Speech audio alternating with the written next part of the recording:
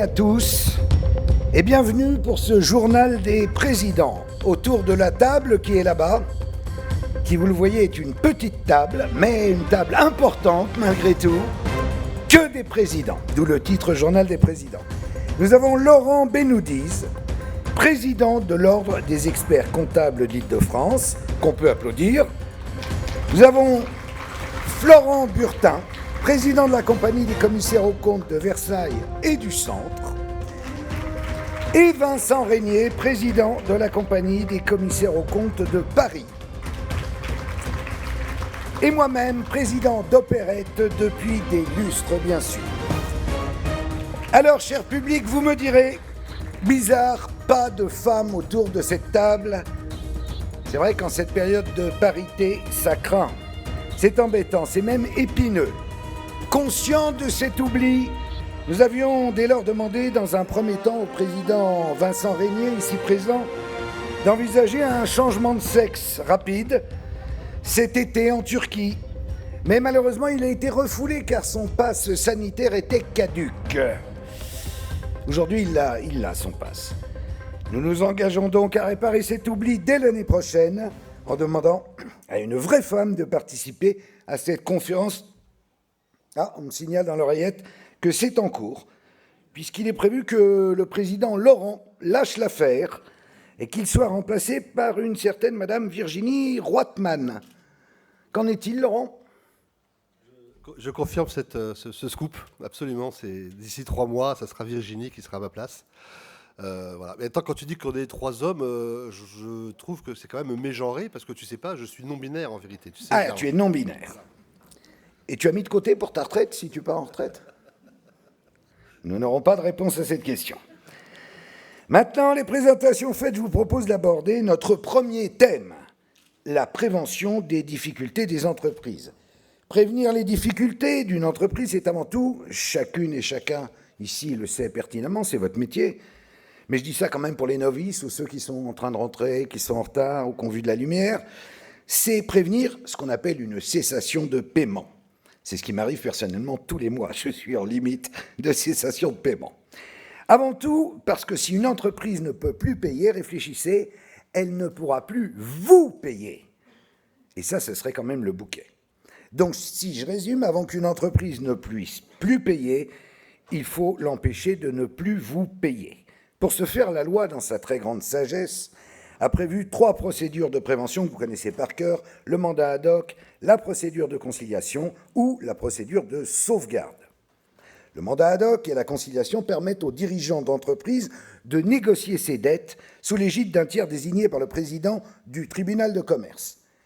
Si ce président du tribunal de commerce est un copain, c'est encore beaucoup mieux, bien sûr, mais bon, chut, on m'a demandé de ne pas en parler. Les experts comptables ont un devoir de conseil envers leurs clients. Ils se doivent d'anticiper les difficultés des entreprises qu'ils accompagnent, bien sûr. Au regard des comptes désastreux d'une entreprise, l'expert comptable se doit de décrocher immédiatement son téléphone pour prévenir son client. « Allô, Roger, ça sent le pâté ton business. Je serais toi, je pillerais vite fait les Gaules, mon pote. » Prévenir pour les commissaires aux comptes, c'est une obligation. Ils ont le devoir d'alerte auprès des dirigeants de l'entreprise dès qu'ils relèvent des faits qui peuvent compromettre la continuité de l'activité. S'ils constatent que les décisions prises ne permettent pas d'améliorer la situation, ils doivent alors en informer le président du tribunal de commerce en décrochant leur téléphone à leur tour. « Allô, président, du gland déconne total. » Lorsqu'il a pris connaissance des difficultés d'une entreprise, le président du tribunal peut alors convoquer évidemment le fameux Duglan à un entretien. Il lui fait « Alors, Duglan, vous déconnez ?» Cet entretien permet d'envisager des mesures propres ou sales à redresser la situation de l'entreprise. Notre premier thème est donc furieusement d'actualité, la prévention des difficultés des entreprises. Vous le savez, l'effet de la crise sanitaire va commencer à avoir des impacts significatifs sur les entreprises dès maintenant et encore en 2022, voire en 2023, 24, 25. Vous autres professionnels du chiffre, vous avez donc un rôle primordial pour prévenir les faillites et sauver des emplois. Un rôle patriotique, n'ayons pas peur des mots. Patriotique parce que gratuit. Les décideurs politiques ont en effet souhaité vous associer à leur dispositif de sortie de crise pour favoriser la détection des difficultés des entreprises via donc des entretiens gratuits qui s'appellent orientés et accompagnés. C'est bien la preuve que c'est un geste patriotique qu'on attend de vous. Saluons au passage ce gouvernement qui a lancé en juin dernier un magnifique plan de lutte contre les défaillances en omettant de s'y intégrer, bien qu'il les multiplie depuis 2017, mais c'est un avis personnel. Cette nouveauté, donc ce nouveau dispositif, fera d'ailleurs l'objet d'une conférence demain matin à 9h30. Donc mettez votre réveil. Maintenant, je sens que mes présidents chéris piaffent d'impatience, donc je les rejoins pour le feu roulant des questions.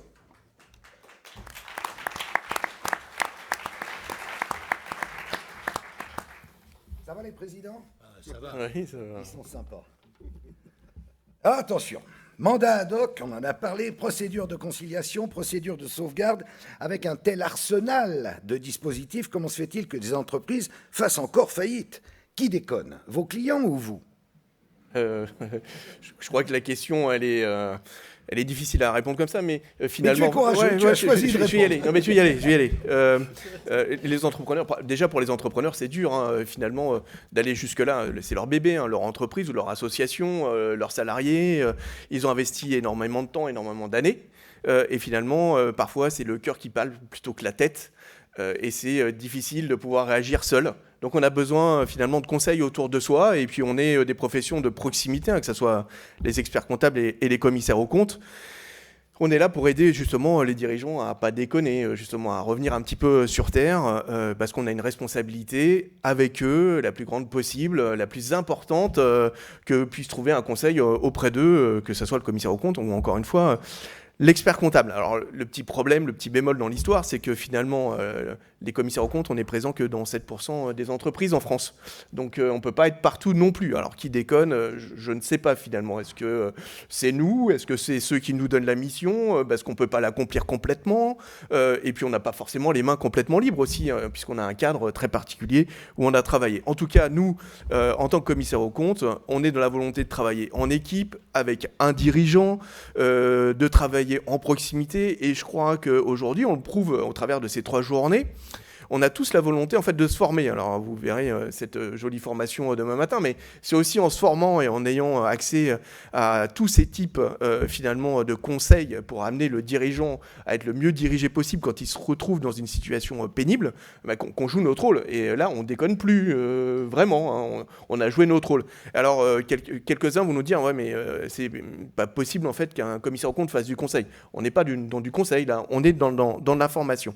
Alors bien sûr, tu l'as dit tout de suite, on a cette procédure d'alerte, mais bien au-delà de ça, dans l'information, on a cette mission de prévention, relation de confiance, où cet entretien gratuit va nous permettre, au contact du dirigeant, de l'amener à retrouver en fait le bon sens, le sens bien terrain, bien terroir que l'on connaît au commissaire aux comptes aujourd'hui. Donc on va l'amener d'abord au travers de cette première discussion gratuite, comme tu l'as évoqué, hein, ce qui est hyper important. Hein. La gratuité, ça permet aussi de faire fondre la glace pour un certain nombre en fait, de dirigeants qui ont toujours quelques oursins dans les poches. Là, c'est gratuit, donc il faut y aller.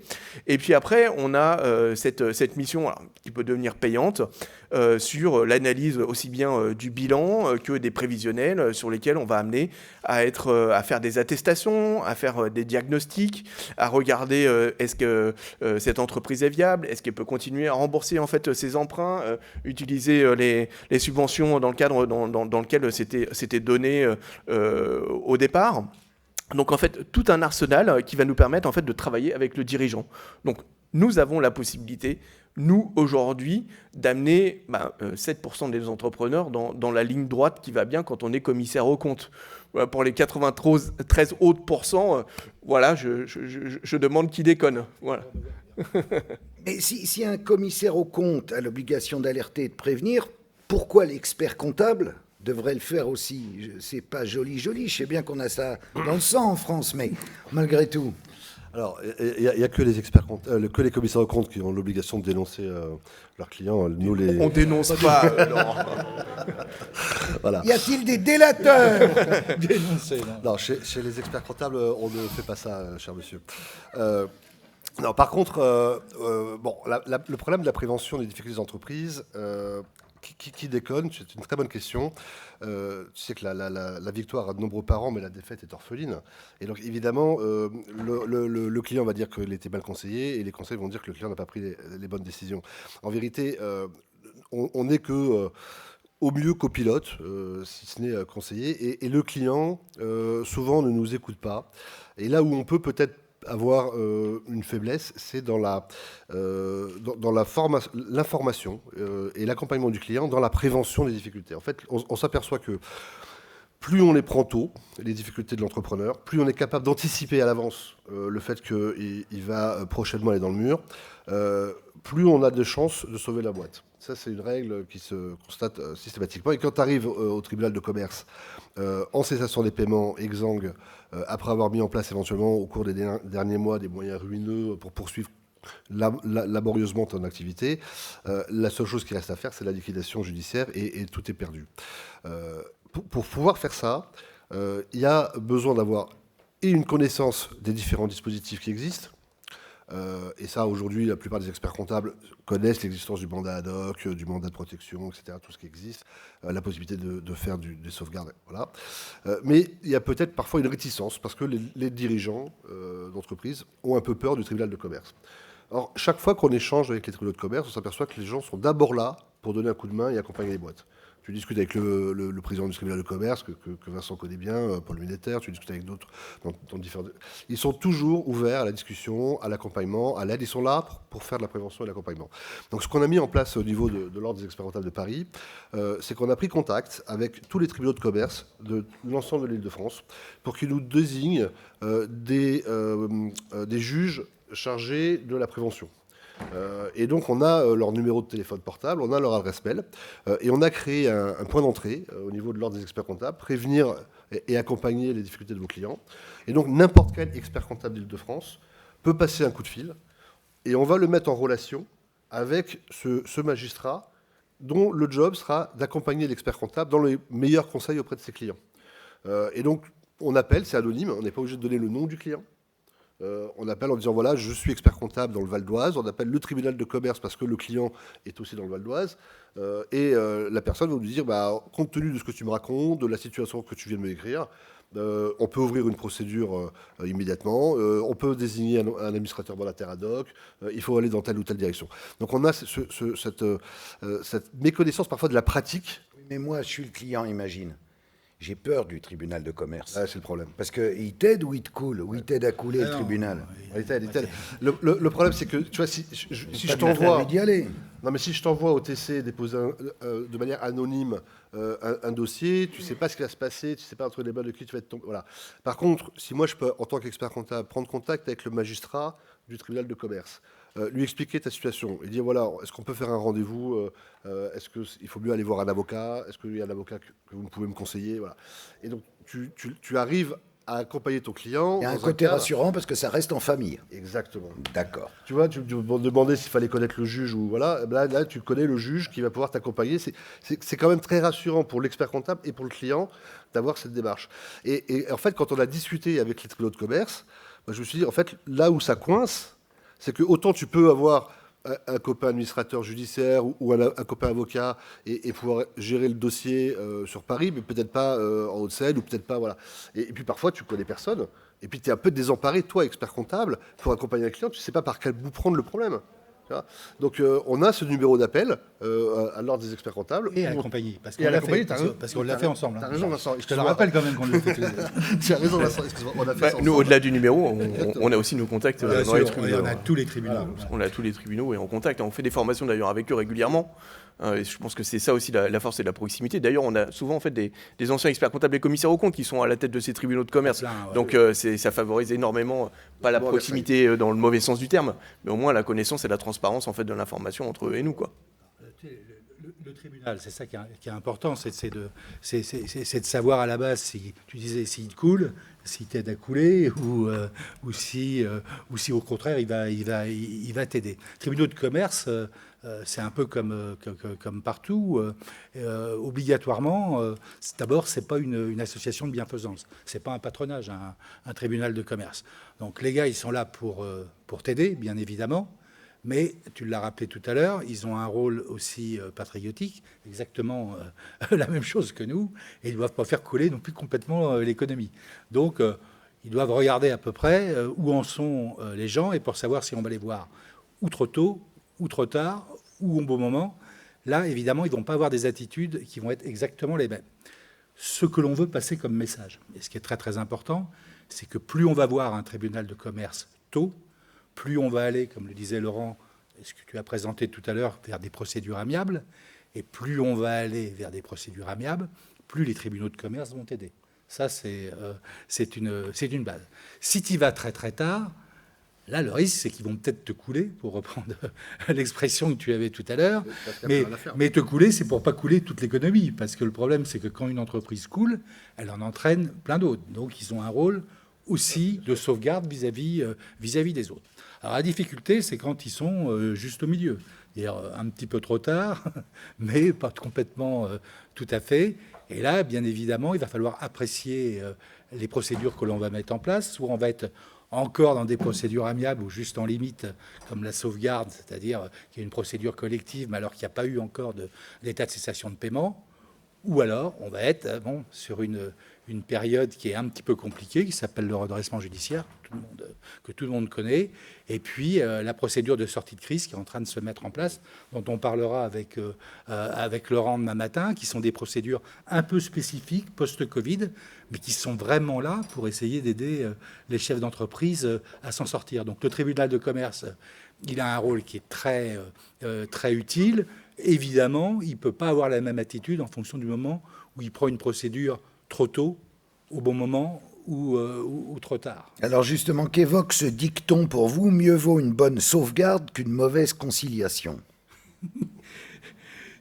Alors, bon, si tu reprends comme ça, c'est que la conciliation, tu vois, c'est ce que je disais tout à l'heure, on est encore dans les procédures amiables. Absolument. Hein, on est juste là. Alors on peut néanmoins prendre quand même, elle est quand même très usitée, hein, la conciliation, parce qu'on peut prendre des mesures exécutoires. Le tribunal a les mains libres quand même pour prendre certaines mesures, mais un peu moins qu'en sauvegarde. En sauvegarde, on est déjà, alors on n'est pas en ce qu'on appelle en état de cessation de paiement, mais on est dans une situation qui est compromise et on passe en procédure collective. Ce qui veut dire que déjà, quand tu vas être en sauvegarde, tu vas avoir obligatoirement la présence d'un administrateur judiciaire. Tu vois, donc le chef d'entreprise, il est pas mis sous tutelle, mais enfin quand même un peu. Hein. Déjà, on lui enlève une partie de ses prérogatives. Le but de la sauvegarde, ça va être essayer de passer un cap qui est compliqué, de voir comment on va passer un mur de la dette, de préserver l'emploi, parce que c'est quelque chose qui est quand même primordial. Elle est destinée aussi à des entreprises qui sont petites. Les gens pensent que sauvegarde, c'est obligatoirement très grande entreprise. Non. Tu as des tas de PME qui peuvent faire des sauvegardes. Et pour répondre à ta question, une bonne sauvegarde, ça permet de prendre des mesures très rapidement. La conciliation, on reste quand même dans la discussion, on reste dans la procédure dite amiable, hein, donc tu as le professeur de prévention. La sauvegarde, il y a obligatoirement un peu de coercitif à l'intérieur. Et des fois, mettre un peu de coercitif pour pouvoir perdre aussi le bras à quelques créanciers récalcitrants qui veulent, en particulier pour pouvoir négocier avec les banques. Des fois, c'est plus facile d'être avec une sauvegarde qu'avec une conciliation, bien que là, quand on regarde ce qui a été pris dans la crise et les ordonnances qui ont été prises, on est donné des pouvoirs au président de tribunaux de commerce pour que la conciliation soit beaucoup plus efficace qu'avant. Mais qui, en plus de vous, peut aider réellement les dirigeants à surmonter les crises? Premier qui me dit Macron, dehors. Hein. Mais en plus de nous et des conseils directement. Les entrepreneurs voilà, eux-mêmes. Les entrepreneurs eux-mêmes. Et puis voilà, tout l'environnement, toutes les parties prenantes. Hein, finalement, on est tous acteurs, on est tous une équipe en fait autour du dirigeant qui est extrêmement seul, quoi. Donc finalement, les banques, faut pas qu'elles les coulent, comme tu l'as dit là tout de suite. Faut pas qu'elles exercent en fait leur droit de créance à un moment donné. Il faut que les fournisseurs comprennent que s'ils jouent solitaire, c'est la boîte qui coule et on joue tous en équipe. Alors finalement, c'est ça, la vraie prise de conscience, c'est pas un contre le dirigeant, c'est tous avec le dirigeant. C'est vraiment une team. Et la difficulté qu'on va avoir, finalement, c'est de faire rentrer des gens qui sont en dehors de l'entreprise dans une mécanique où il faut qu'ils se sentent impliqués avec l'entrepreneur pour continuer l'activité de l'entrepreneur, alors que leur principal intérêt, dans un premier temps, c'est juste récupérer du pognon, quoi. Hein. Faut être clair, c'est je veux du pognon. Et là, on doit leur dire, bah non, il faut se calmer. Et si on veut juste tous en récupérer et le maximum, faut jouer en équipe. Donc voilà, il y a une notion en fait très difficile pour une économie libérale, hein, c'est de pas jouer individuel. Et de savoir se parler, et de ne pas se sentir floué, et qu'il n'y en ait pas un qui se sente en difficulté par rapport aux autres. Donc toutes les mécaniques qu'on a données sont extrêmement importantes, mais nous on a un rôle aussi là de team management. Enfin, voilà, on est team leader, on fait partie d'une team, mais voilà, c'est tous autour du dirigeant et en communiquant le mieux possible sur les parties prenantes, mais ça peut être aussi bien avec les salariés que les banquiers, que les fournisseurs. Hein. Sans oublier les acteurs qui sont incontournables dans une procédure, parce qu'on est obligé d'en parler, c'est les administrateurs judiciaires et les mandataires judiciaires, où on a trop l'habitude de travailler de manière totalement séparée. Et bosser avec eux, ça fait partie aussi de la team, et des choses qui vont permettre quand même, avec une bonne procédure bien menée à plusieurs, d'essayer de sortir le dirigeant du faux pas où il est. Mais on en parlera plus en détail demain, mais la procédure de sortie de crise, qui est le nouveau dispositif qui a été mis en place, vise les clients des experts comptables et s'appuie beaucoup sur le travail de l'expert comptable.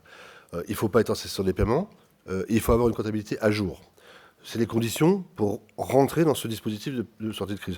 En fait, ça répond à une problématique qui était que certains nous réclamaient, réclamaient à Macron, un étalement des PGE, des prêts qui ont été faits pour les entreprises, sur des durées de 10 ans. Aujourd'hui, on est sur des durées qui ne dépassent pas 5 ans lorsqu'on a fait un PGE. Si on n'est pas capable de rembourser sur la durée de 5 ans, on rentre dans ce dispositif et on obtient de la part du tribunal un étalement sur 10 ans.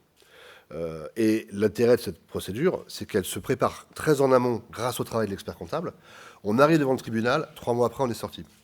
D'accord ? On ne rentre pas dans une procédure de redressement judiciaire qui va durer 18 mois, comme c'est souvent le cas, où on va circulariser les fournisseurs pour savoir quel est le montant de la dette, etc. On arrive, tout est prêt en amont. Il faut avoir par contre une comptabilité qui est propre. Donc il faut que le comptable fait le boulot. On dépose le bilan, on étale la dette et on démarre. Et tout ça, ça se fait dans un temps hyper réduit de 3 mois. C'est-à-dire que les clients n'ont pas le temps de s'en apercevoir. Ton environnement, ton écosystème n'est pas encore informé que tu es en dépôt de bilan, que tu en es déjà sorti. Donc c'est un dispositif qui doit, à mon sens, être hyper efficace pour les petites entreprises. C'est limité aux petites entreprises. Dès lors que l'expert comptable fait son job, et on va en parler demain pendant 1h30 avec Marine et Virginie. Et juste pour compléter, en plus, quand on a signé en fait le contrat avec Bercy, au mois de juillet, on fait partie d'une autre équipe qui est celle en fait de ceux qui participent à ce redressement en fait de l'économie française, et on regarde si les dispositifs en fait se mettent en route. Donc on va avoir des réunions dans chaque département avec un représentant en fait de nos différentes professions autour d'un préfet. Et donc, il va y avoir une remontée de terrain, un partage d'informations. Donc, on redescendra en fait de l'information. Donc, on prendra l'information auprès des confrères et consoeurs sur le terrain. On leur montrera, on leur redescendra. Donc, tout le monde participera finalement à améliorer les dispositifs qui sont mis en œuvre. Parce que, bien sûr, je pense que tout ne sera pas figé. On l'a vu en fait sur ces 18 derniers mois. L'évolution, c'était pratiquement du jour au lendemain, en 24 heures. Là, il y a un dispositif qui est mis en œuvre. Il va évoluer et on aura besoin en fait de remonter l'information et de la partager. Tous ensemble. Mes chers présidents, maintenant on va passer au pour ou contre. Alors je vous demande d'être assez bref dans vos réponses, parce que là vous avez tendance à délayer un petit peu et j'ai un planning à tenir. Bien. Alors je vous dis un mot ou une idée et vous me dites chacun ce que vous en pensez, et la salle peut participer si vous avez envie de dire des trucs. Alors, première question, la défaillance. Oh, la défaillance, c'est pour. Parce qu'une vie sans défaillance, c'est franchement très triste. Plus sérieusement. Les trucs qui sont très très lisses, c'est compliqué. Après, de manière plus sérieuse, je dirais que quand tu as une défaillance et que tu as réussi à la surmonter, tu es quand même plus fort pour la suite.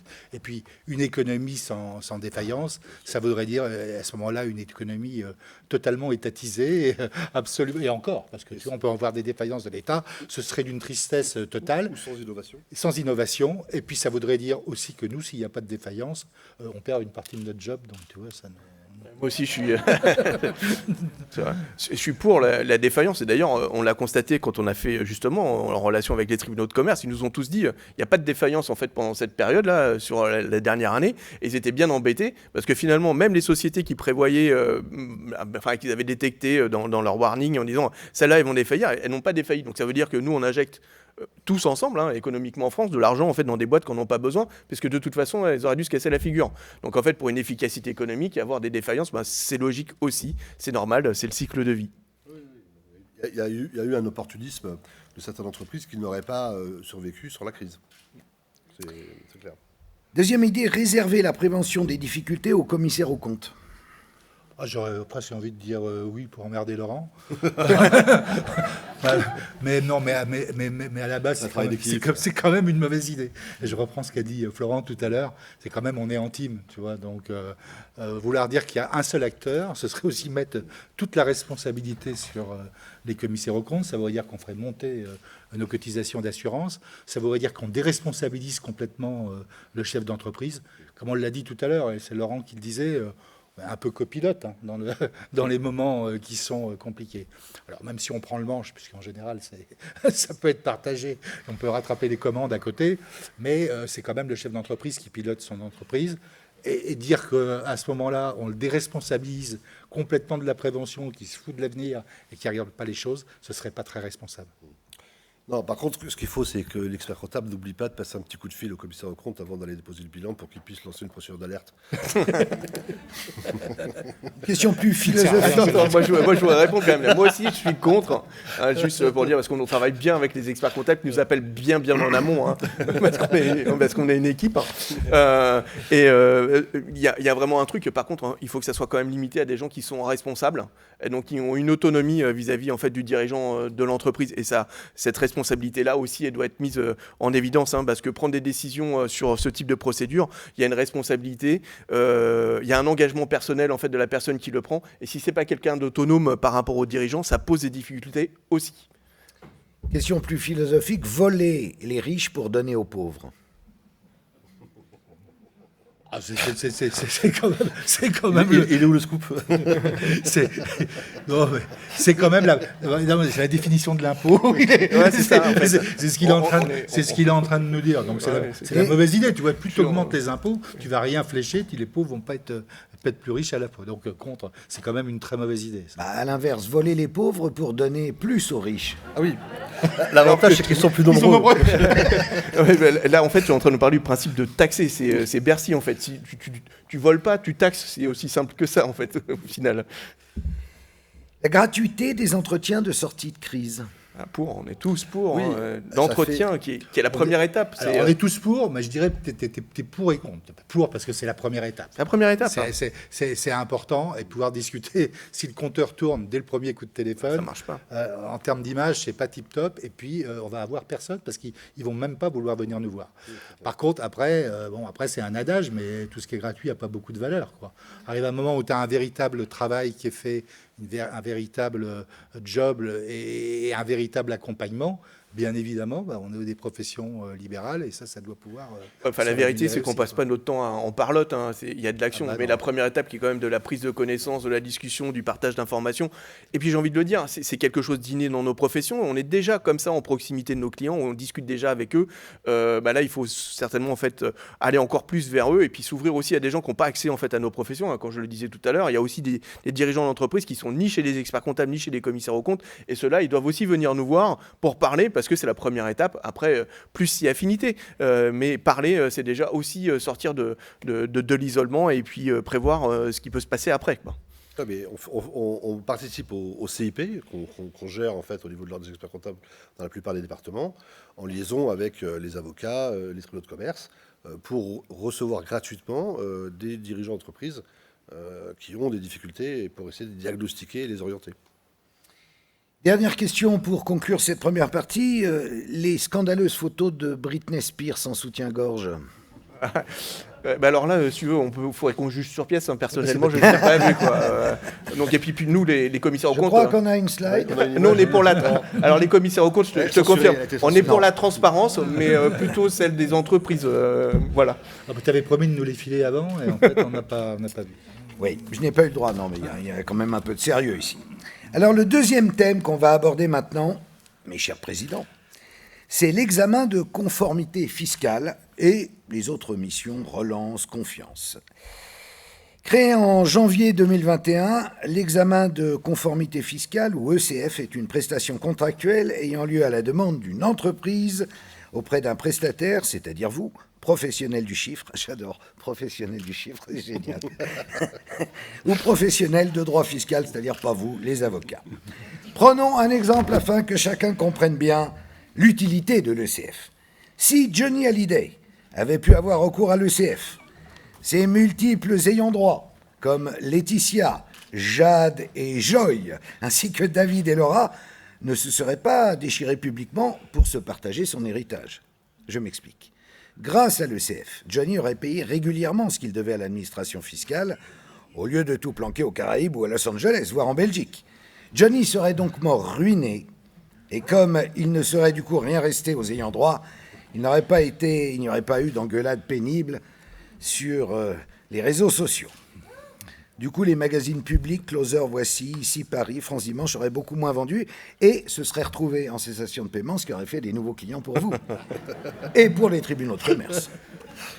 La boucle est bouclée. Voilà. J'ajoute que si l'entreprise prend bien en compte les recommandations formulées par l'ECF, l'administration ne pourra exiger le paiement de pénalités ni d'intérêts de retard en cas de contrôle fiscal sur l'un des points audités et validés. C'est donc tout bénéfice pour l'entreprise, mais surtout pour vous, puisqu'en gros, vous allez les faire payer 2 fois, les clients. On va y venir. Cette ECF a fait l'objet d'une conférence juste avant notre journal des présidents. Oui. Vous y étiez ? Oui. Et toi ? Ah non, je ne suis pas allé, moi. T'as la piscine ? Ouais. Ok. Est-ce que vous allez devenir des contrôleurs de Bercy ? Alors, l'ECF s'inscrit en fait dans une démarche qui consiste pour l'administration fiscale à établir une nouvelle relation avec les contribuables. C'est ce qu'on a dit ce matin avec Jean-Pierre Cossin, un changement complet de modèle entre l'administration fiscale et les contribuables. Avant, il y avait un système où tout le monde s'amusait un peu à jouer avec le fisc en se disant, de toute façon, c'est pas grave, même si je me fais choper, il sera toujours temps de discuter, et puis c'est pas certain que je me fasse attraper, et puis même si j'ai un contrôle, est-ce qu'on va voir ce que j'ai fait, et puis si jamais je dois payer, bah, au pire, je paierai un peu plus que ce que j'aurais dû payer, et il y a toujours les 10% que je pourrais négocier, etc. Ça, l'administration fiscale ne veut plus ça. En fait, on se rapproche des pratiques qu'il y a dans les autres pays, où il y a moins de contrôle, ils sont beaucoup mieux ciblés, mais quand on t'attrape, c'est une grosse fessée. On a fait, le législateur a supprimé ce qu'on appelait le verrou de Bercy, qui consistait en fait à laisser entre les mains de la DGFiP le soin d'engager ou pas des poursuites pénales contre les fraudeurs fiscaux. Et évidemment, les dossiers étaient examinés devant une commission des infractions fiscales, et il y avait en vérité assez peu de poursuites pour fraude fiscale. Il y en avait à peu près 1000-1500 par an. Le verrou de Bercy n'existe plus. Alors, l'objectif, ce n'était pas de protéger les contribuables, mais c'était de ne pas engager les poursuites de l'État sur des faits qui n'étaient pas avérés comme étant de la fraude intentionnelle, etc. Là, aujourd'hui, le système est différent. C'est-à-dire que tu as plus de 100 000 euros de rappel. Tu as eu des pénalités de manquement délibéré 40% ou manœuvre frauduleuse 80%. Transmission automatique, sans discernement, au procureur de la République qui va engager les poursuites. Donc la coercition, la lutte contre la fraude, c'est devenu un objectif qui est prioritaire au niveau de l'administration fiscale. Par contre, ils ne veulent pas s'emmerder avec les gens qui font des erreurs, qui se trompent. Sur les 10 milliards qui sont rappelés chaque année, et que la presse regarde attentivement en disant ils ont mieux poursuivi les fraudeurs, etc., en vérité, tu en as 70% qui sont juste des corrections d'erreurs qui sont faites par des contribuables qui sont trompés de case, qui n'ont pas déclaré dans la bonne colonne. Ce n'est pas des fraudeurs, c'est des erreurs qu'il faut corriger. Donc, aujourd'hui, le fisc te dit, voilà, on va rentrer dans une nouvelle relation, la relation de confiance. Il y a 7 dispositifs différents. Dans ces 7 dispositifs, tu as l'accompagnement fiscal personnalisé d'entreprise, tu as la convention avec les ETI, tu as le droit à l'erreur, tu as la rectification spontanée, tu as l'accompagnement pour le contrôle, bref, et le 7e est l'ECF, l'examen de conformité fiscale. Et puis de l'autre côté, on te dit, si jamais tu ne rentres pas dans ce dispositif de nouvelle relation avec l'administration fiscale, on va taper dur. Et quand tu rentres dans ce dispositif, l'idée, c'est de dire, l'administration fiscale, je vais pouvoir engager le dialogue avec elle, je vais pouvoir échanger, je vais pouvoir dialoguer, et puis à travers le CF, je vais faire preuve de transparence en confiant à un tiers, mon expert comptable ou mon commissaire aux comptes, si mon expert comptable ne veut pas le faire ou si j'en ai pas, le soin d'auditer 10 points qui sont bien précis, bien délimités. Et si je fais ce travail de transparence, et de civisme fiscal, et que je suis un bon contribuable, eh bien, en cas de contrôle sur l'un de ces 10 points, pas de pénalité, pas d'intérêt de retard. Et dans la programmation des contrôles fiscaux, et ça nous a encore été confirmé ce matin par Frédéric Calouchi, qui est le directeur des services fiscaux qui gère la partie contrôle, il y a la prise en compte de l'existence d'un ECF dans la programmation des contrôles. Donc aujourd'hui, ils veulent cibler les contrôles fiscaux, c'est fini les contrôles aléatoires. Et donc en général, quand tu as un contrôle, c'est soit parce que tu as eu des écarts de TVA, voilà. Et donc le fait d'avoir un ECF qui dit, oui, on a fait un ECF, on a corrigé, va annuler cette alerte que tu as pu avoir. Donc ils vont en tenir compte de l'ECF pour la programmation. Alors est-ce que ça veut dire qu'ils vont privatiser le contrôle fiscal et c'est nous qui allons le faire?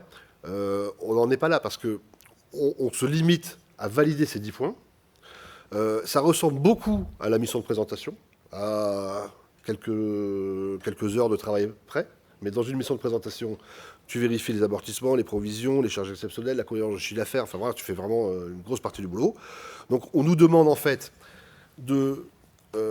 d'officialiser et de mettre sur la table ce qu'on faisait déjà en grande partie en tant qu'expert comptable. Sauf que c'était une sorte de non-dit entre le client et nous.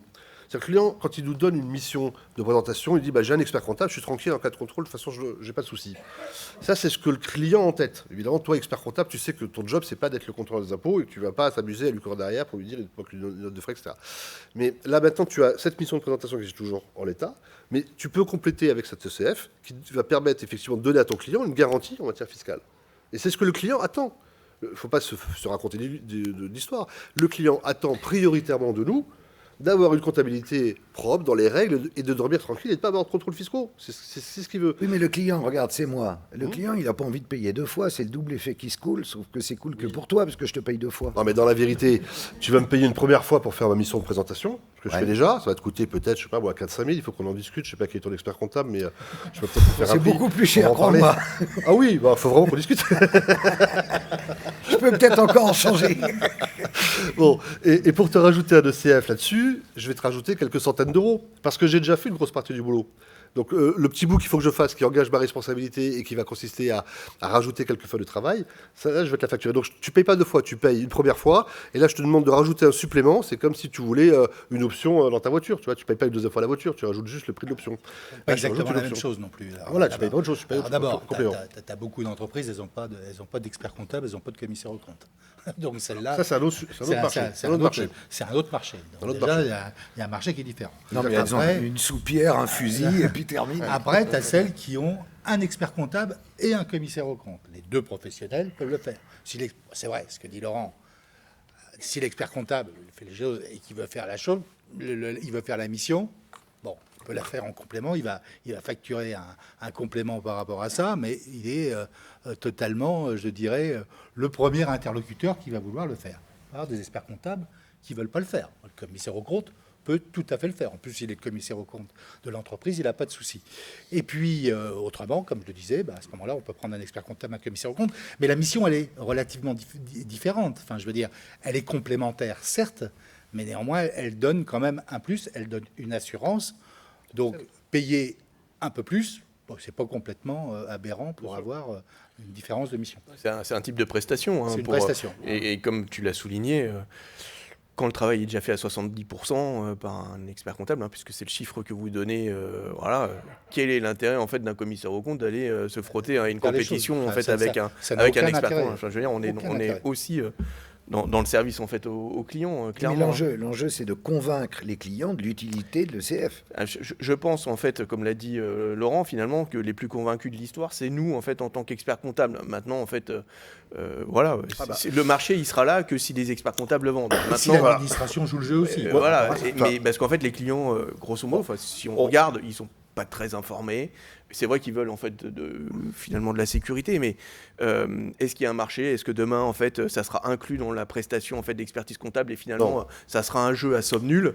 On le verra aussi. Hein. Je veux dire, ça sera le marché qui le définira. Si finalement en fait l'expertise comptable se résume aussi à cette ECF pour un certain nombre de clients qui ont besoin de cette sécurité, puisque comme l'a dit Laurent, finalement il y a une catégorie de clients qui viennent que là pour la sécurité, et puis ça sera un package global qui rentrera en fait dans un coût de compétitivité. On sait aussi que nous, au fur et à mesure en fait qu'on a gagné en productivité, grosso modo, quand on regarde les marges des cabinets de la profession, il n'y a pas plus de marge il y a 20 ans qu'aujourd'hui, alors que j'ai l'impression qu'on a un tout petit peu changé en fait de mode de travail. Donc de la même manière, en fait, le CF à un moment donné, si on se l'approprie, on le vendra en fait avec la même marge parce qu'on a besoin de la même chose en fait pour vivre en tant qu'expert comptable. Donc peut-être que ça deviendra une norme dans notre profession, hein, mais ça sera plus, à mon sens, à la demande de l'expert comptable ou de Bercy que du client, hein, à mon sens, ou pour une marginalité en fait des clients.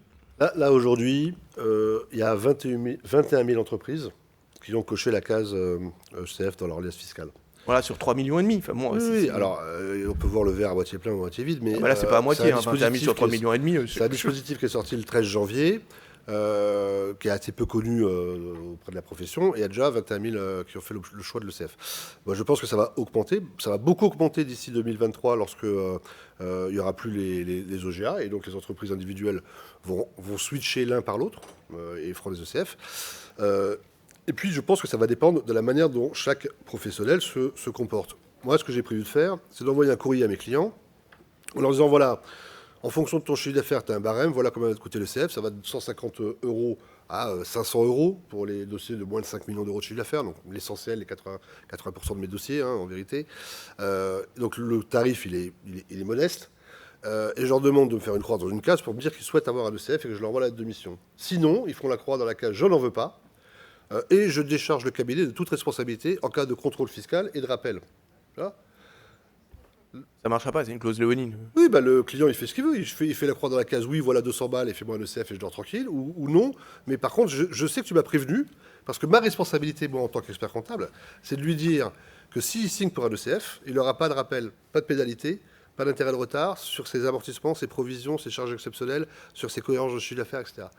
Donc, la vraie sécurité pour le client et pour l'expert comptable, c'est d'instituer l'ECF comme étant le produit de base. Tu fais ta mission de présentation, t'enchaînes avec ton ECF. L'année prochaine, à partir de 2022, on va pouvoir envoyer les ECF en EDI directement par télétransmission. Aujourd'hui, c'est un fichier que tu remplis, un compte rendu de mission en PDF que tu envoies sur le compte impôt.gouv du client. Demain, ça va être directement intégré dans les liasses fiscales. On va rajouter dans nos dossiers de travail 3 contrôles. On va prendre 200 balles de plus. Et on enverra l'alias fiscale avec en EDI directement le CF adjoint. Et ça sera, à mon sens, la mission standard qui sera une mission de présentation plus ECF. Certains clients ne le prendront pas, mais honnêtement, si c'est 80% des entreprises qui le prennent, c'est le rêve de l'administration de savoir où cibler ses contrôles sur les 20% qui restent. Et je suis d'accord avec toi, Laurent, mais à un moment donné, en fait, il faut arriver à le vendre. Enfin, si c'est l'option en fait, que choisissent les confrères, hein, il faut arriver à le vendre. Moi, je vais te prendre un autre cas aujourd'hui. Tu prends la lutte anti-blanchiment. Aujourd'hui, ça se vend à personne. Hein, c'est nous qui le faisons. Ça nous fait du travail en charge. Attends, laisse-moi finir. C'est une charge pour nous. Tu ne vas pas augmenter tes clients. Tu n'augmentes pas tes clients en fait, pour ça. Attends, laisse-moi finir, Laurent. Donc, à un moment donné, quand tu te rajoutes du travail, tu le répercutes pas systématiquement en fait au client. C'est ce que je suis en train de te dire. Maintenant, en fait, va falloir aller au contact du terrain en fait pour faire la promotion de la mission. Je le dis juste que c'est une difficulté. Notre profession est absolument résiliente. On engage en fait beaucoup d'investissements en fait en productivité et trop souvent, on oublie en fait de facturer ces gains de productivité ou d'organisation en fait à nos clients. Et moi, j'ai peur. Je te le dis comme je le pense. J'ai peur qu'au final, en fait, cette mission, de la même manière que la lab, on l'a tous, la RGPD, la lab, on l'a tous pris et on s'est tous mis de la même manière. Et moi, j'ai pas augmenté mes ONO en fait de 10% en fait d'une année sur l'autre parce que j'ai pris la lab et la RGPD en fait dans mon cabinet. Et honnêtement, je pense en fait que le CF, il y a un risque si les cabinets en fait ne se mettent pas vraiment autour de la table, autour de leurs clients et leur dire qu'il y a une vraie prestation, qu'on fasse la même chose. Voilà. Alors moi, je dis pas qu'il n'y a pas d'utilité pour les clients. Je dis qu'en fait, il faut que la profession, si elle veut s'en emparer, Non, mais- elle fasse un vrai travail en fait là-dessus, en admettant qu'elle est capable aussi de faire des bénéfices et de le facturer un service au fait au client, tu vois. J'ai pas d'inquiétude sur le fait que que mes confrères vont finir par comprendre l'intérêt du truc. Tu ne peux pas l'offrir ni l'intégrer dans ta mission de présentation. C'est pas possible. Parce que ta responsabilité, c'est de rembourser les honoraires perçus en cas de contrôle. Donc il faut Quelques centaines d'euros. Exactement. Donc il faut nécessairement une lettre de mission séparée et il faut une facturation séparée de l'ECF. Tu ne peux pas l'intégrer dans ta mission de présentation. Voilà. À partir de là, si tu n'es pas capable de vendre 150 euros, 200 euros, quelque chose que tu as déjà fait et qui va te prendre 1 heure ou 2, c'est-à-dire en fait les 150 euros que tu vas vendre, faut changer de métier. Sûr que tu Mais- peux le faire pour 150 euros. Ouais, et puis honnêtement, enfin moi tu sais les 2 heures de collab en fait en fin Non, de mais, période fiscale ou même après c'est super dur. Enfin non, tu mais sais en recrutement c'est quand même chaud, 150 hein, tu vois. euros, c'est le dossier de moins de 500 000 balles de chiffre d'affaires. D'accord? Qu'est-ce qu'on te demande de faire? Une cohérence de chiffre d'affaires, elle est dans ton dossier. Amortissement provision, quand tu fais moins de 500 000 euros de chiffre d'affaires, est-ce que honnêtement, tu as, il y a matière. Est-ce que le gars, il a une caisse? Il y a 9 clients sur 10, ils n'ont même pas de problème de caisse, ils font de la prestation et c'est des honoraires. Tu vois, donc quand tu descends le truc, tu vas t'apercevoir que remplir le compte rendu de mission, ça va te prendre 1 heure de coller les cases. On a développé un outil qui est accessible dans Je Signe Expert, qui est un guide dans lequel on te pose des questions et tu dis si c'est conforme ou pas conforme sur les 10 points d'audit. Tu descends le truc, ça te prend, honnêtement, je l'ai fait, ça m'a pris 20 minutes sur un dossier, dossier que je connaissais puisque c'est moi qui avais fait les comptes.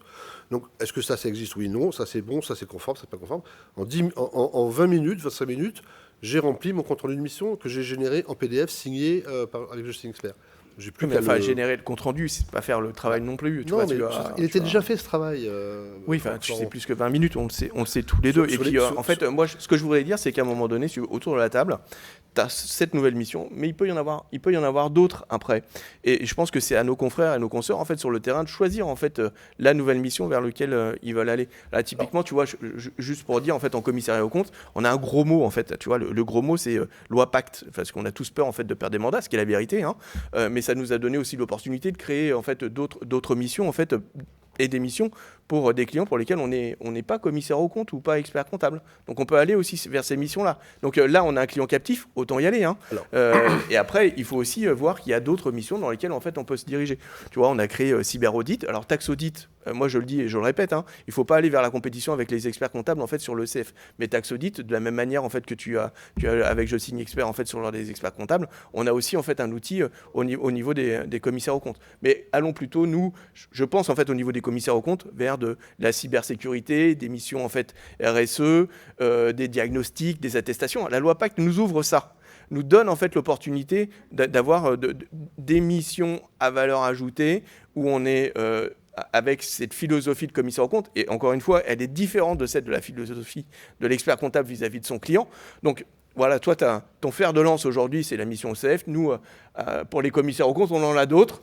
On en est qu'au balbutiement, et j'espère qu'il y aura en fait d'autres éléments en fait qui nous permettront d'aller Pas là-dedans. sur le CF qu'on se battra, c'est ça. Voilà, exactement. Hein, c'est clairement, on est tout à fait en ligne avec Vincent là-dessus, tu vois. Ouais. Alors pour terminer sur la mission CF, donc tu as la mission CF que tu fais en complément de ta mission de présentation, c'est-à-dire que tu as déjà un expert comptable qui fait tes comptes, mais après il y a aussi pas mal d'entreprises qui n'ont pas d'expert comptable.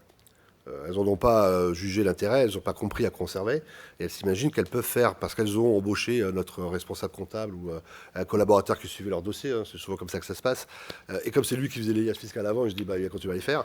Bon voilà, bref, donc tu te retrouves avec des boîtes qui sont en général des PME ou des petites ETI, qui produisent leurs comptes en interne, sans expert comptable.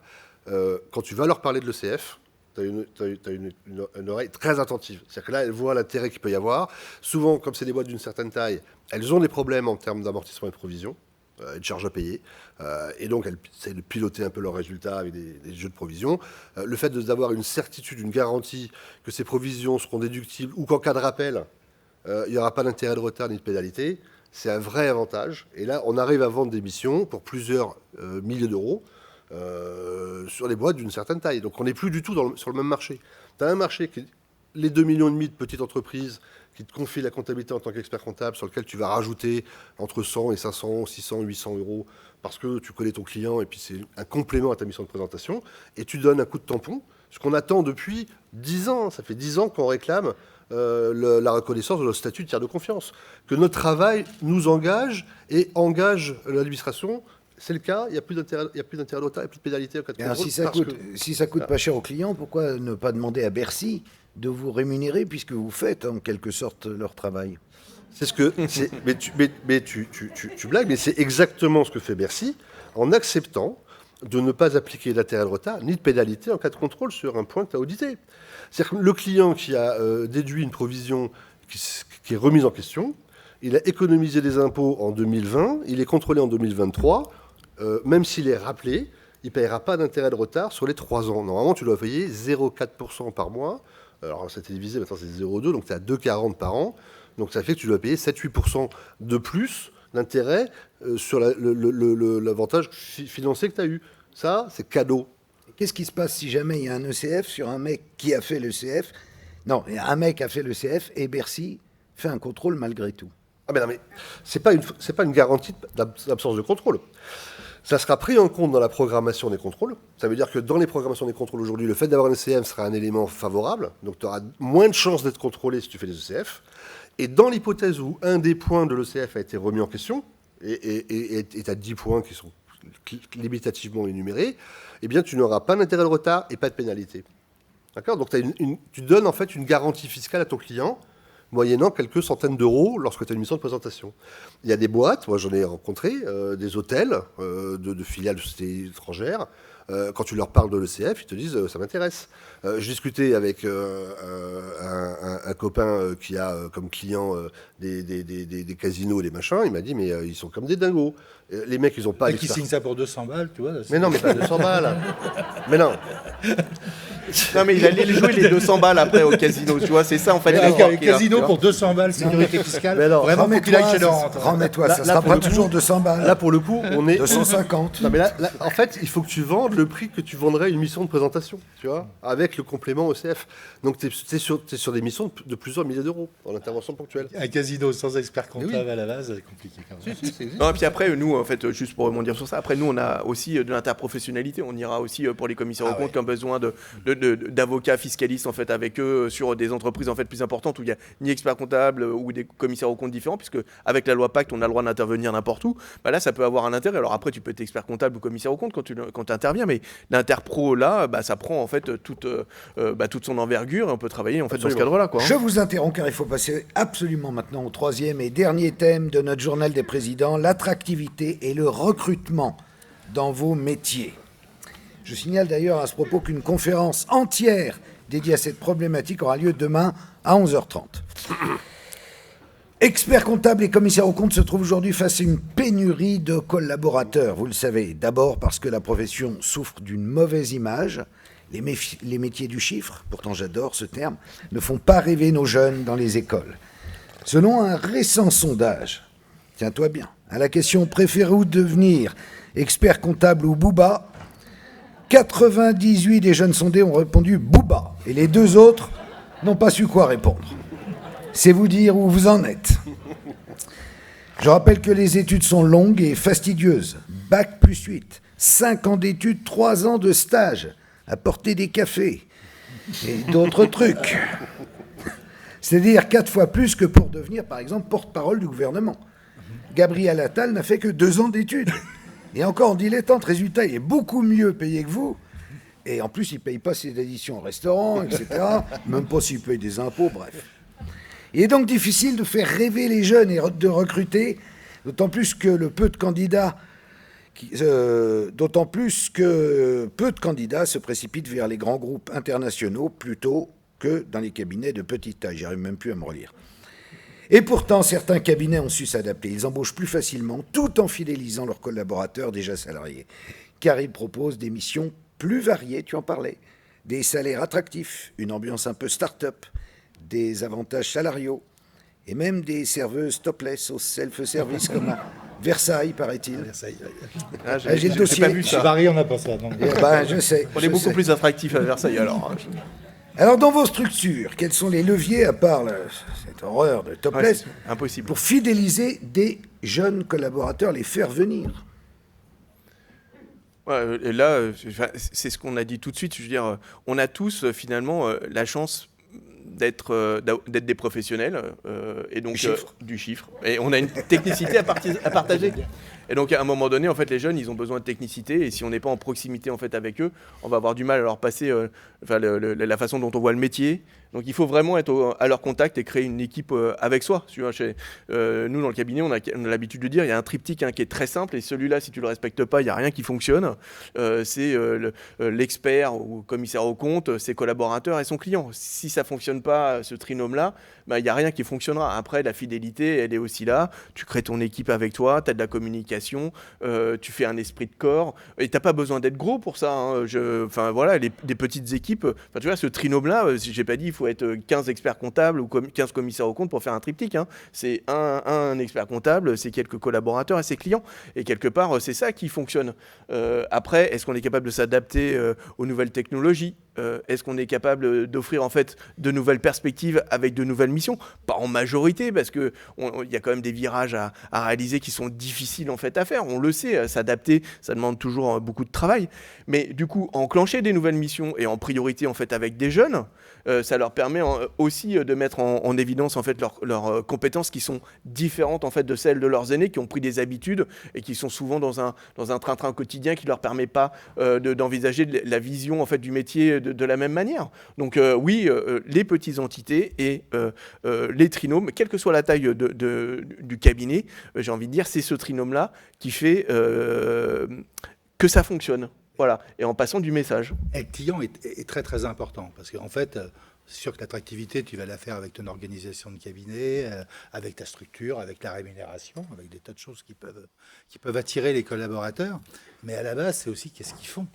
Et leur métier va reposer essentiellement chez les clients. Donc le premier rôle que l'on a à avoir, c'est d'amener une clientèle intéressante, qui va intéresser les collaborateurs. Donc c'est vrai que la diversité est quelque chose d'important, et c'est toujours un peu compliqué d'être totalement monotone dans une activité.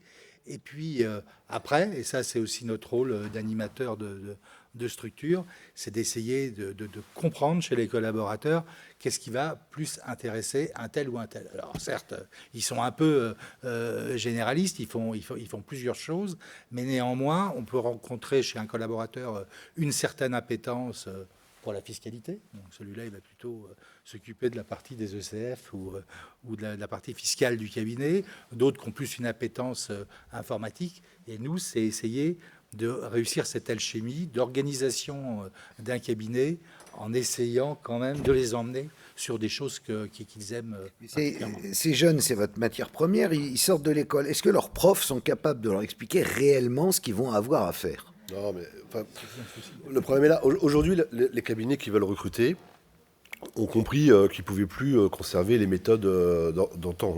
Voilà, les horaires fixes, le télétravail parcimonieux, les rigidités, c'est plus possible. C'est-à-dire que tu n'arrives plus. Bon, donc beaucoup de cabinets, une grande majorité de cabinets, ont su s'adapter avec plus de souplesse, plus d'intérêt, sont plus attentifs à l'accueil des collaborateurs et à leur parcours professionnel au sein du cabinet.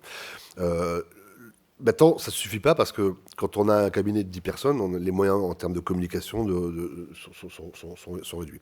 Donc, ce qu'on a fait pour soutenir et accompagner ce mouvement au niveau de l'Ordre de Paris, c'est la création d'abord d'un site internet qui s'appelle Be Bigger, où les cabinets peuvent s'inscrire et se présenter à travers une page qui est la même pour tous, mais qui est plutôt ludique, plutôt sympathique, avec des photos, avec des inserts un peu décalés.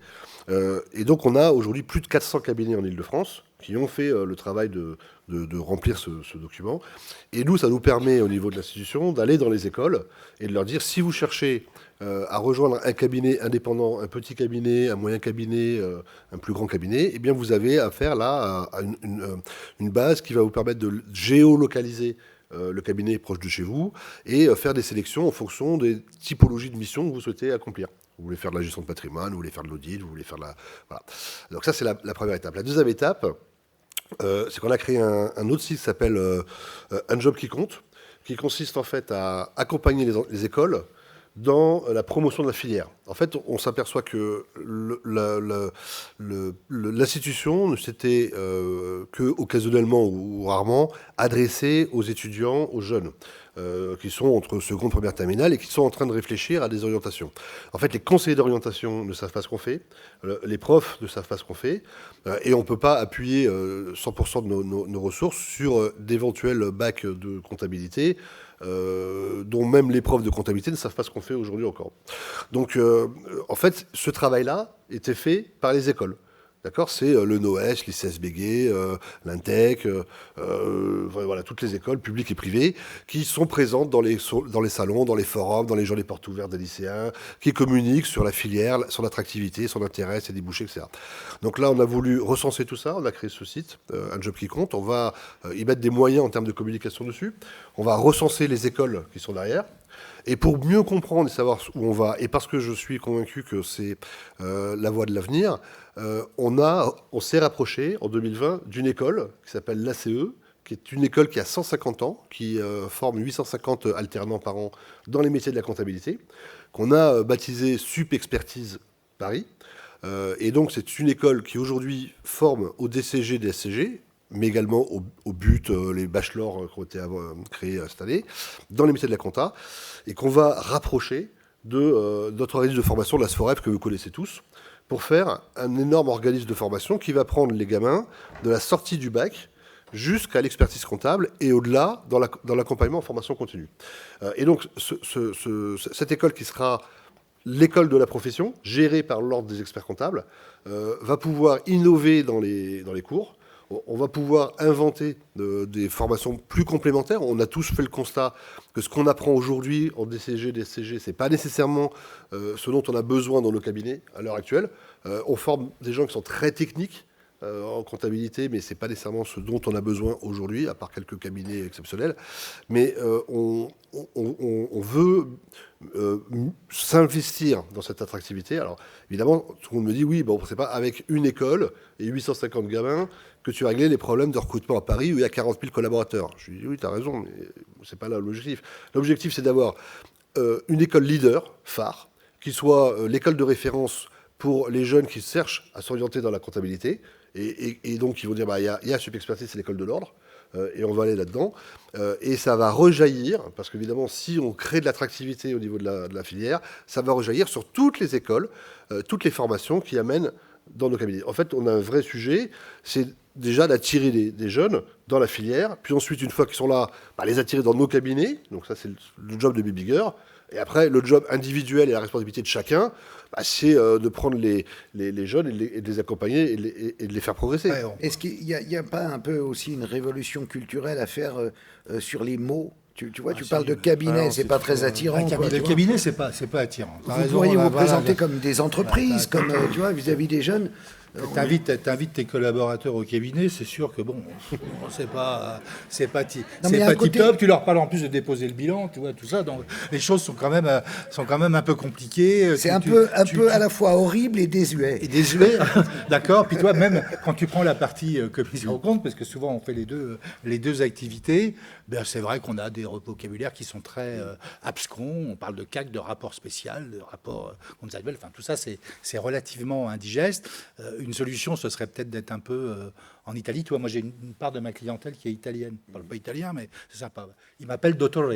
Tu vois, c'est mieux que le comptable. Tu vois, déjà, moi, je me sens déjà mieux. Ils ne vont pas au cabinet, tu vois, ils vont au studio. Tu vois, donc c'est déjà, ouais, c'est studio, c'est déjà beaucoup plus attractif. Non, on a un énorme, ça c'est le côté humoristique, mais on a un énorme boulot à faire sur la communication et surtout d'apparaître comme des entreprises comme les autres. Le problème, c'est qu'on est resté toujours avec un vocabulaire qui est très désuet, qui date, je dirais, maintenant de plus de 50 ans, voire avant.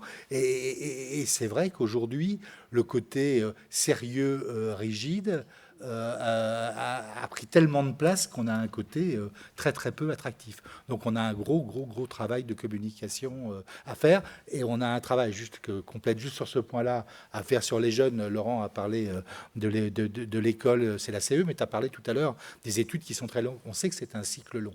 On sait aussi que de plus en plus on a besoin de collaborateurs diplômés, tu vois, avec véritablement des gens qui sont capables d'apporter beaucoup de valeur ajoutée.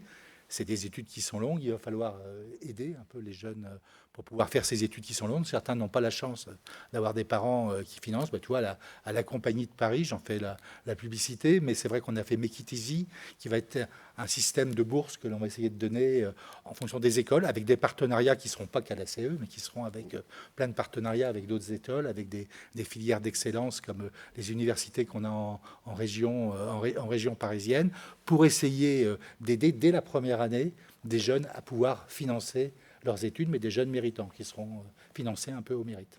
Voilà, et puis nous, on a déjà en fait toutes les actions avec les académies. Hein. On essaye de sensibiliser les profs. Hein. Les profs n'ont pas forcément le bon vocabulaire, mais on a aussi ce travail-là, nous, qu'on fait en fait au quotidien avec les consorts et confrères. Hein.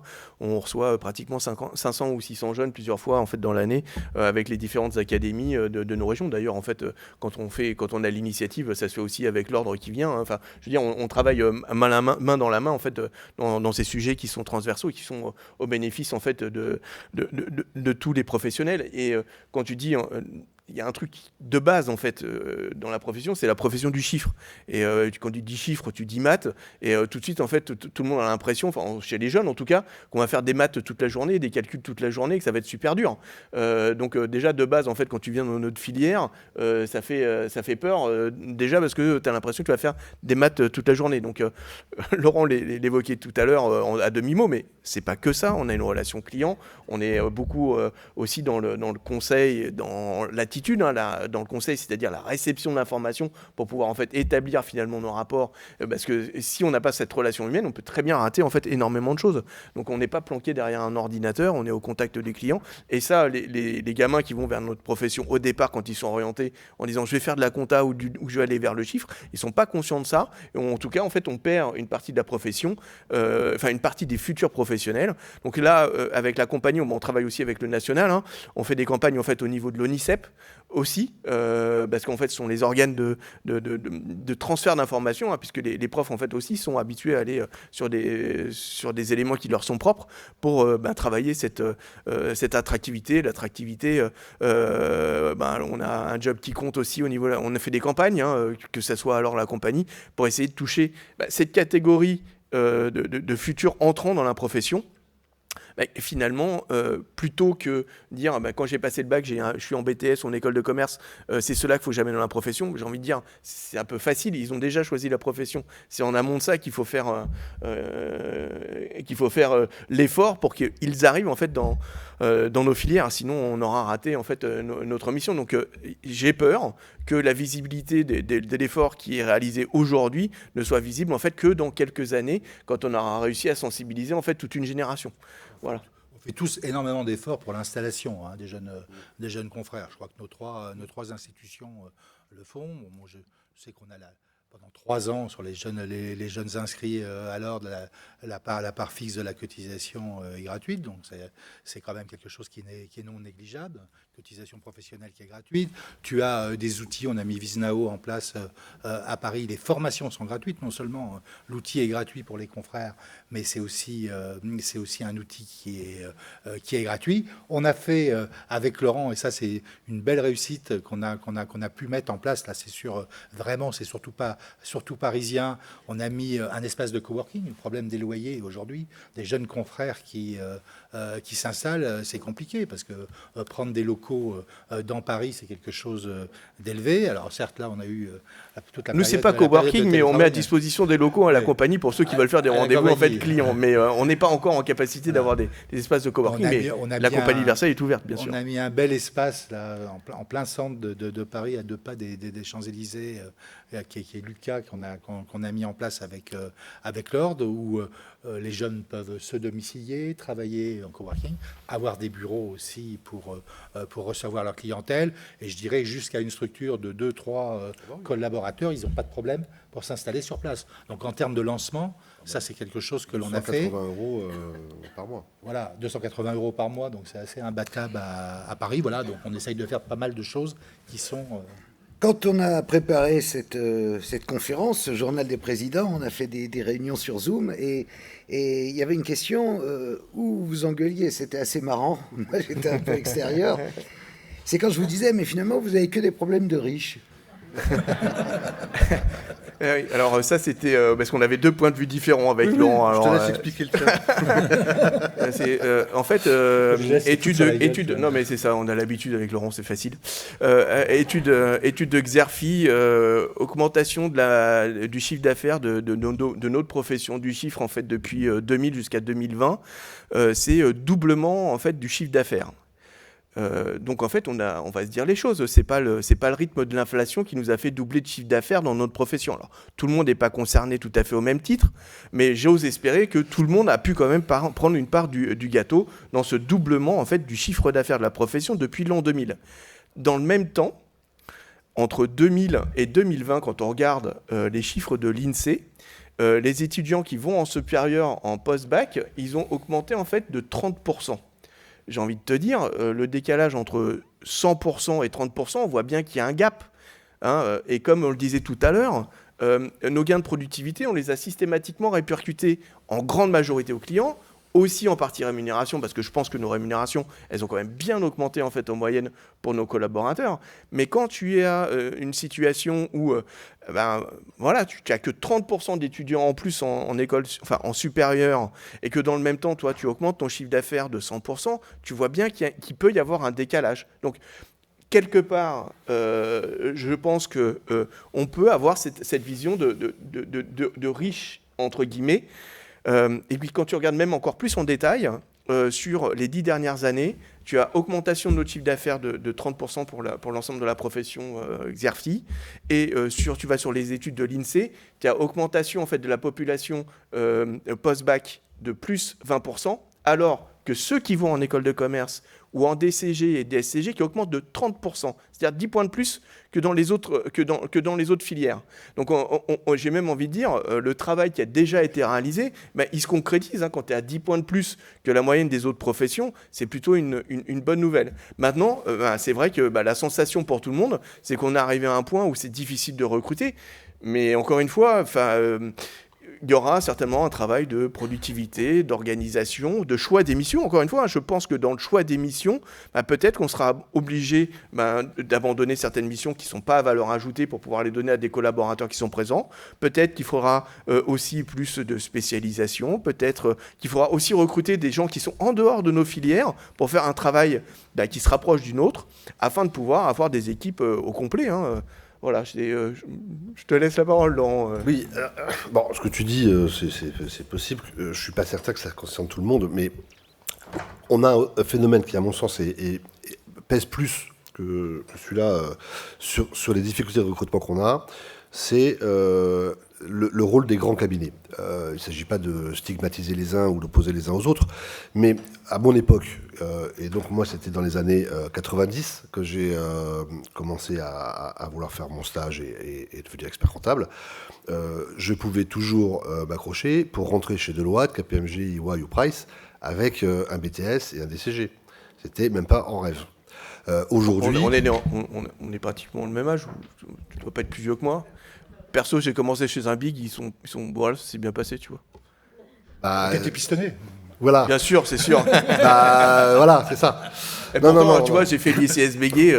A priori, c'était pas une problématique non plus, tu vois. Écoute, après, j'ai peut-être été marqué au fer rouge, je sais pas. Oui, alors moi j'ai fait l'ENG2 et je peux t'assurer que je rentrais pas chez Deloitte ou chez EY.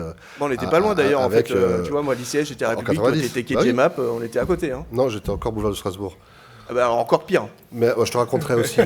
Moi, j'étais avec Pierre Bachelet, au nord, il y avait les corons. Bon, mais t'as connu la petite blonde là qui faisait l'angle là qui tenait la boulangerie. On en parlera tout à l'heure. Moi, j'étudiais, j'étais sérieux. Bon, messieurs, sérieusement. Je vous rappelle la sériosité de ce débat. Bon, il y a 25 ans, ces grands cabinets-là étaient à la fois un aimant en termes d'attractivité. Beaucoup de gamins qui rentraient dans les écoles de commerce avaient en tête de faire une sorte de troisième cycle chez Deloitte ou KPMG ou EY, et ils considéraient qu'après leur école de commerce, faire 3-4 ans dans ces cabinets d'audit était un plus pour leur carrière. Et, voilà. Et certains restaient et d'autres voulaient faire ça. Aujourd'hui, il y a une désaffection de ces écoles de commerce. Quand tu discutes avec même des écoles de commerce qui ne sont pas HEC, ESSEC, ESCP, où là, vraiment, ils n'ont plus du tout envie, mais même des écoles de commerce de niveau en dessous, ça ne fait plus rêver les gamins. Il y a eu toute cette littérature du bullshit job, où ils s'imaginent être le gars dans la tour à la Défense qui pointe des comptes, voilà. Et donc, ça n'excite plus les jeunes. Résultat des courses, le vivier naturel des grands cabinets, qui sont ces écoles d'ingénieurs de commerce qui étaient attirés par le conseil, l'audit, et qui voulaient rentrer chez eux, n'existant plus, ils sont obligés de se rabattre sur des écoles qui sont des écoles de DCG, DSCG. À l'ENOS, qui est l'école que fait aujourd'hui mon fils, je cite à chaque fois cet exemple, et à chaque fois Thierry le directeur de l'école me dit mais on fait pas que ça, machin, et il a raison effectivement, mais et je comprends sa démarche, elle est économiquement saine. Il a 3 classes de DSCG en alternance, 3 en alternance, il y en a 2 qui sont en alternance avec EY en exclusivité. C'est-à-dire qu'il y a 60 gamins qui sont... Et c'est de l'attractivité, parce que sur cette potentialité de clientèle, ces gamins qui veulent rentrer, ils disent, voilà, je vous amène à la fois un cabinet EY, plus une formation des SCG, et vous faites les deux en même temps. Et donc, au lieu de former 90 gamins qui vont rentrer et qui vont chercher un job dans nos cabinets, il n'y en a plus que 30, puisqu'il y en a 60 qui sont partis sur les grands cabinets. Donc ce phénomène-là se rajoute, et on va finir par se retrouver avec une pénurie complète, parce que, évidemment, le gamin qui rentre en alternance dans un grand cabinet, la probabilité pour qu'il termine dans un cabinet comme le mien ou le tien, elle est super faible. Parce qu'ils sortent du marché, soit ils restent, ils s'associent, soit ils s'en vont, ils partent en entreprise. Mais ils ne reviennent pas, parce que pour eux, ils ont vécu ce qui était certainement ce qu'il y avait de mieux en matière d'expertise comptable, de conseil d'audit. Parce qu'ils étaient dans le plus grand des cabinets qui fait ça. En vérité, c'est pas le même job. Ça n'a juste rien à voir. Un gamin qui rentre dans un cabinet comme les nôtres, et tu fais pas partie des bigs, mais même si c'est un gros cabinet, il va avoir une expérience d'une grande diversité. Il va changer 10 fois de métier. Il va faire des trucs super sympas. Il va avoir un contact direct avec des clients, parce que c'est des plus petits clients que les grands clients. Il va pas aller chez Renault parler avec le directeur. Et donc, il va avoir une richesse dans son parcours qui fait que, quand ils démarrent leur stage, 90% d'entre eux arrivent au terme et passent le NEC. Rien à voir avec les grands cabinets où la déperdition, elle est énorme. Donc tu rajoutes cette aspiration des formations classiques dans les grands cabinets, plus le fait que quand tu rentres dans un grand cabinet, soit tu y restes, soit tu t'en vas, et c'est assez rare de s'installer, voilà, et de te retrouver sur le marché comme collaborateur, fait qu'on a aujourd'hui une vraie pénurie de collabs. Et donc je vois pas d'autre solution pour enrayer ça que de s'investir massivement dans la formation initiale. On a repris l'école ACE, on l'a transformée en subexpertise. On essaie de passer des accords avec les écoles à travers un job qui compte. On fait la promotion pour que les gens rentrent dans des cabinets indépendants grâce à Bibigger. Enfin, on essaie de déployer une énergie farouche pour que les jeunes comprennent que l'expertise comptable, l'audit et le conseil, c'est pas dans un grand cabinet, c'est dans un petit cabinet. Et c'est là où tu as une diversité, une richesse de formation, un rapport avec ton maître de stage, avec l'institution, qui sera très largement différent et qui va sublimer le truc. Et tu vois, en Voilà, fait, c'est là où on a une position différente, tu vois, avec Laurent, c'est que je pense que la diversité, c'est pas à nous de le décréter. On est dans une économie de marché, les jeunes, en fait, ils doivent pouvoir choisir. Après, le fait de prendre des cotisations aux consoeurs et aux confrères, ça sert à mutualiser oui, mais typiquement, en fait, les cotisations à l'ordre, en fait, elles sont basées sur les salariés. Alors, à chaque fois qu'il y a un salarié dans un big, c'est l'ensemble des confrères qui en profitent. Mais j'adore les bigs. Tu savais le pognon qu'ils me filent chaque année. Je sais, c'est pour ça que je te le dis. Et donc, a priori, en fait, tu as un choix qui est fait par l'étudiant. Lui, il a le choix. Bah voilà, c'est comme ça. Mais quand tu es dans une économie libérale, moi je suis très libéral. Voilà, je vais vous arrêter parce que je sens que c'est reparti. Je suis très T'es dans une économie libérale, les jeunes peuvent choisir. Je suis hyper libéral. Le pouvoir aux jeunes, choisissez. Oui, mais bien sûr, c'est ce qu'on fait, Florent. Le pouvoir aux jeunes, allez-y, choisissez. Personne contre personne. Je suis hyper libéral, mais quand je suis à la tête de l'institution, je deviens hyper communiste. Et ça consiste à prendre des cotisations aux big pour fournir des services aux petits cabinets. Bien. Voilà, c'est ça le truc. Il y avait une petite boîte à idées qui avait été déposée à l'entrée par rapport à ce problème des jeunes, et j'ai noté différentes idées données par le public qui a recruté des retraités. S'ils sont volontaires, ça va peut-être nous solutionner les problèmes de cotisation. Non, ça peut être en effet une solution. Maintenant, si c'est pour avoir, comme aux États-Unis, pour plein de jobs, des gens qui, de manière très très misérable, sont obligés de faire des petits jobs pour survivre, ce serait très très triste. Maintenant, de manière, sans parler de retraités, de pouvoir prendre des seniors et de ne pas les dévaloriser, de savoir leur donner à un moment une position dans nos entreprises, j'allais dire dans les cabinets. Tu vois, on va pas recommencer encore partir dans les mots barbelés, mais de leur donner une position d'expérience, de pouvoir les aider aussi à se recréer en faisant de la formation vis-à-vis des jeunes, parce que je pense que l'expérience, c'est aussi des gens qui doivent passer le témoin. C'est important. Donc, ne pas minimiser, je dirais, la valeur de nos seniors dans nos cabinets. Ça, c'est quelque chose d'important. On a parlé beaucoup des jeunes. On le fait tous. Mais on a aussi des collaborateurs qui sont là depuis longtemps. En plus, il va y avoir, à partir de 2023, une transition avec la facture électronique, où là, toute une partie, je dirais, de certaines tâches vont disparaître. Et bien, c'est justement sur ceux qui savent faire beaucoup de choses à l'intérieur des cabinets qu'il va falloir miser pour qu'ils forment la nouvelle génération. Autre proposition dans cette boîte à idées, il y avait offrir des bonus vraiment sympas aux jeunes, comme un week-end avec Brigitte Macron au Touquet. Alors, jouable. T'as un problème quand même. Enfin, nous, ça sera pas possible. On ne sait pas comment retranscrire ce type d'avantage en nature sur le bulletin de salaire, donc ça va pas être possible chez nous. Ah, puis t'as le Touquet, tu vois. Bon, c'est frais. Alors tu peux prendre le Cap-Nègre. Après, c'est les maris qu'il faut supporter, tu vois. Alors, avant de remercier chaudement nos présidents, on va aller applaudissez-les parce qu'ils ont été excellents pour leurs prestations. Il y a peut-être des questions dans le public pour nos amis les présidents, puisque moi je suis évidemment incapable d'y répondre, donc... Non, ils ont faim, je pense. Il y a plein de micros.